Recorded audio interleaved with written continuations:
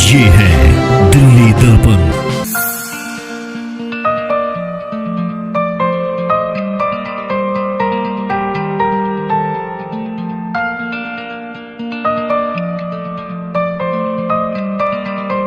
कार्यकर्ता किसी भी संगठन की रीढ़ की हड्डी होती है और अगर संगठन उसको सम्मान दे तो कार्यकर्ताओं का उत्साह दुगना हो जाता है। ऐसा ही एक सम्मान बीजेपी के वरिष्ठ कार्यकर्ता सुदर्शन बसीन जी के नाम से यहाँ एक सड़क का नामकरण किया गया है। कौन थे वो और क्यों उनको ये सम्मान दिया गया, उनके नाम पर सड़क का नामकरण किया गया, इस बारे में नेता सदन योगेश जी हमारे साथ, उनसे बात करते हैं। इनका इलाका भी है, यहाँ से वो निगम पार्षद भी हैं। अब चुनाव आने वाले हैं, कार्यकर्ताओं को संगठित भी करना है और जो प्रेरणादायक कार्यकर्ता हैं उनको सामने भी लाना है। योगेश जी, क्यों लगा कि इनके नाम से, कार्यकर्ताओं के नाम से सड़क का नामकरण किया गया? देखिए, भारतीय जनता पार्टी एक कैडर बेस्ड पार्टी है। हम लोग कार्यकर्ताओं पे पूर्ण रूप से आश्रित भी हैं, विश्वास भी करते हैं कार्यकर्ताओं पर, और हमारे कार्यकर्ताओं को हमारी जो एक हमेशा इच्छा रही है कि हम उनको मान सम्मान पूरा हमारा मिलना चाहिए। और जहाँ तक सुदर्शन बसीन जी की बात है, ये सम्मान हमने उनको नहीं दिया, ये सम्मान हमने अपने आप को दिया है। क्योंकि जब ऐसे कार्यकर्ता जो रीढ़ होते हैं संगठन की, उनको अगर हम मान सम्मान नहीं देंगे तो संगठन इतना आगे कभी नहीं बढ़ सकता। और बसीन जी के लिए तो केवल मैं इतना ही कह सकता हूँ कि जब से मैंने केशवपुरम के अंदर आया था, मैं उनको देखता था जिस प्रकार एक युवा की भांति वो सीढ़ी चढ़कर B2 ब्लॉक के अंदर विशेष रूप से उनका इतना बड़ा योगदान था जिसको भुला नहीं सकते। कोई ऐसा कार्यकर्ता उनके या उस ब्लॉक का निवासी नहीं था जिनको उनके नाम से उनके बच्चों का नाम ना मालूम हो, उनके परिवार के अंदर क्या सुख दुख हुआ है उसका ना मालूम हो। ऐसा हो नहीं सकता। फिर सबसे बड़ी चीज़ देखने को मिलती थी, एक फ़ोन आता था हमेशा कि ऐसा है, उनके बेटा बीमार है, उनके यहाँ पर ये शादी है, उनके यहाँ ये फंक्शन है, आप फ़ोन ज़रूर कीजिएगा। जब ऐसे कार्यकर्ता हों तो हमारे लिए ये मान सम्मान की बात है। ये मान सम्मान हमने उनको नहीं दिया, हमने अपने संगठन को दिया है। कार्यकर्ता ये देख के बड़ा मायूस होता है कि जब परिणाम निकलते हैं, जैसे अभी उपचुनाव हुए, उतना बेहतर परफॉर्म नहीं कर पाई, एक भी सीट नहीं निकाल पाई, तो कार्यकर्ताओं को बड़ा कष्ट होता है। इससे स्थिति आती है तो कैसे उसको मारें? देखिए, कार्यकर्ताओं का तो कष्ट होना स्वाभाविक है, लेकिन मैं इसमें थोड़ा सा आपको क्लियर कर दूं कि जो उपचुनाव होता है, थोड़ा सा उसके अंदर वो माहौल नहीं होता। और जहाँ तक ये उपचुनावों की बात है, यहाँ 5 जो सीटों पर उपचुनाव हुआ है उसमें 4 सीटें ऑलरेडी जो है आम आदमी पार्टी के पास थी। हमारी केवल एक ही सीट थी जो हमारे प्रत्याशी की जो मृत्यु हो गई थी। लेकिन वहाँ पर आपने देखा कि पूरी दिल्ली के अंदर जो है जहाँ वोटिंग का परसेंटेज देखा होगा आपने, लेकिन शालीमार बाग के अंदर 43% की हुई। लेकिन मैं उसको कोई एक्सक्यूज़ नहीं मानता। ये जो चीज़ें होती है, अपने आप को रेट्रोस्पेक्शन की टाइम होता है। अगर कहीं कोई गलती है तो हम उस चीज़ को मानते हैं और आगे, क्योंकि जब भी आदमी कहीं गिरता है तो उसके आगे जब बढ़ता है तो वो और अच्छी तेज़ी से चलता है। और मेरा ये मानना है कि जो भी बात हुई, जो भी ये कारण हुआ है, हम उसके ऊपर विस्तृत रूप से चर्चा भी करेंगे और चर्चा करने के बाद निर्णय भी लेंगे। भारतीय जनता पार्टी कार्यकर्ता बेस्ड पार्टी है। हम लोग संगठित होकर अगली बार जब आते हैं, हमेशा और अधिक जोश के साथ आते हैं। अब क्या कार्यकर्ताओं को कहेंगे, अब क्योंकि नगर निगम चुनाव भी आने वाला है और अभी जो निराशा हाथ लगी है पार्टी को, उसको ध्यान में रखते हुए अपने इलाके के साथ साथ और जो, क्योंकि आप नेता सदन भी हैं। देखिए, आशा और निराशा ज़िंदगी के 2 पार्ट हैं और कभी एक बार निराशा लगे उससे हम घर बैठने वाले लोग नहीं हैं। हम लोग तो जब भी मुसीबतों में आगे बढ़ने वाले लोग हैं। और मैं कार्यकर्ताओं से ऐसे ही यही कहना चाहता हूं कि ये सब ऊंच नीच, हम जब 2 थे आज हम 400 पर भी पहुंचे हैं। आज किसी वक्त हम केवल दिल्ली हिंदुस्तान के अंदर 3 स्टेट के अंदर थे, आज हम 19 स्टेट्स के अंदर हमारी सीधी सरकार है। तो ऐसा नहीं होता, कार्यकर्ताओं के दम पर ही हम आगे बढ़े और हमारे कार्यकर्ता जोशीले हैं और आने वाले दिनों के अंदर भी सभी संगठित होकर हैं।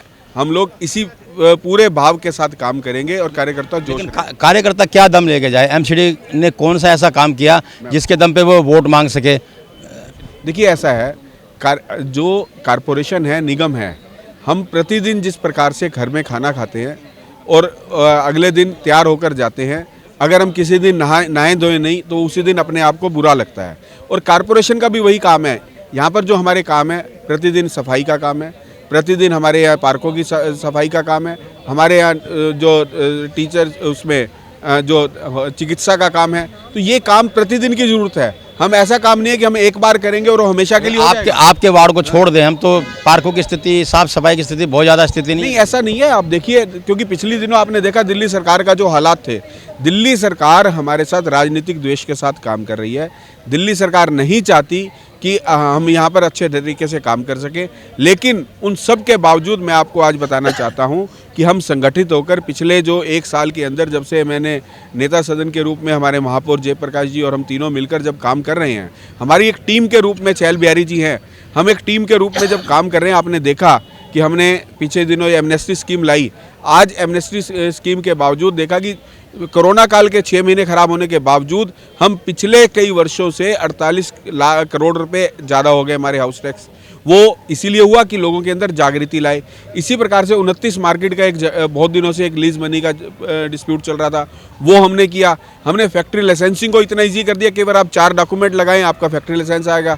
हमने जनरल ट्रेड लाइसेंस को इतना इजी कर दिया कि आप 4 डॉक्यूमेंट लगाएंगे आपका आ जाएगा। सबके बावजूद कर्मचारियों का पेंशन, उनकी सैलरी, ये मुद्दे अभी तक सुलझे नहीं हैं। इसको लेकर के कर्मचारियों में बड़ा गुस्सा है। देखिए, ऐसा है, जहाँ तक सफाई कर्मचारियों की बात है, उनका जो है हमने जनवरी तक का क्लियर कर दिया है, और अन्य जो सभी कर्मचारी हैं उनका हमने अक्टूबर तक का पहले क्लियर कर दिया था।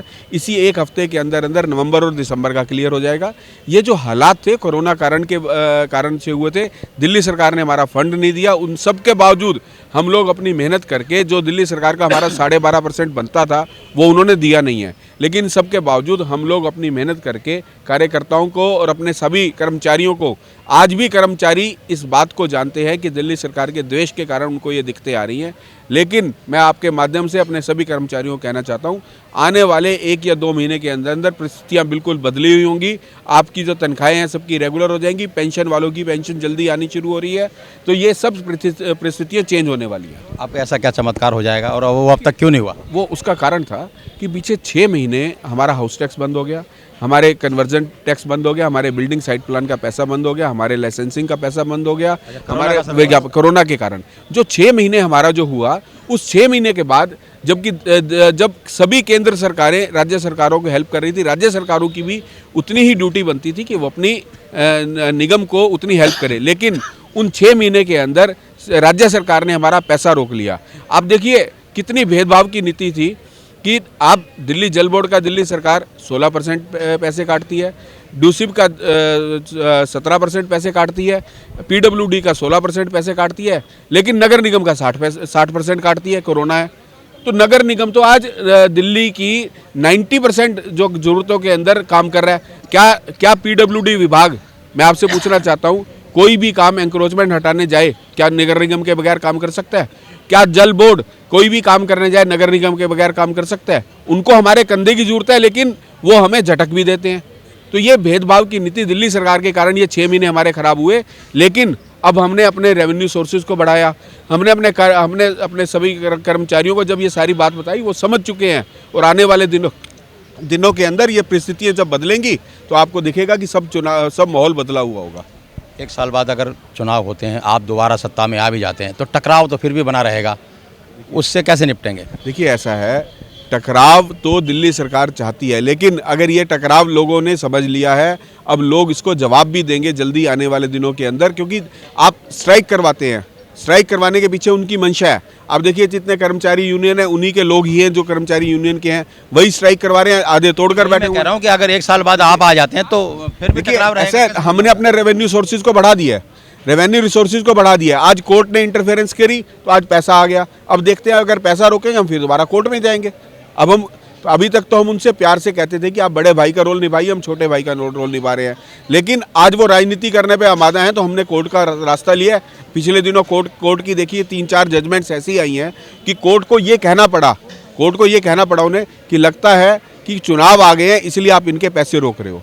जब कोर्ट को अगर इस प्रकार की टिप्पणी करनी पड़े तो ये सबको पता चल जाता है कितने राजनीतिक द्वेष के साथ ये काम किया जा रहा है। क्या सलाह, सुझाव या चेतावनी दिल्ली सरकार को देंगे? देखिए, ऐसा है, हमारी संस्कृति के अंदर, हमारी सभ्यता के अंदर किसी को चेतावनी देना नहीं है।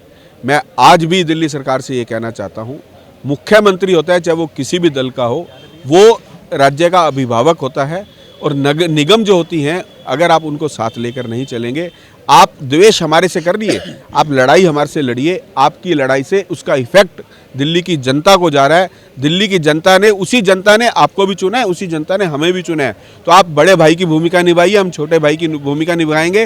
राजनीति हमारी चुनावों के दिनों में हो सकती है, जनता की सेवा में आप राजनीति मत दिखाइए। तो बिल्कुल योगेश वर्मा जी साफ कह रहे हैं कि आने वाले समय में स्थितियां बहुत कुछ बदल जाएंगी। जो कुछ हुआ उसकी वजह कुछ कोरोना थी और कुछ दिल्ली सरकार का असहयोग, लेकिन जो उपाय किए गए हैं रेवेन्यू बढ़ाने के, वो उन उपायों के चलते आने वाले दिनों में स्थिति बहुत कुछ साफ हो जाएगी। कैमरामैन सोनू के साथ राजेंद्र स्वामी, दिल्ली दर्पण टीवी। लेटेस्ट खबरों के लिए सब्सक्राइब करें हमारा YouTube चैनल या फिर लॉग ऑन करें www.delhidarpantv.com। खबरों की कवरेज और विज्ञापनों के लिए संपर्क करें इस नंबर पर।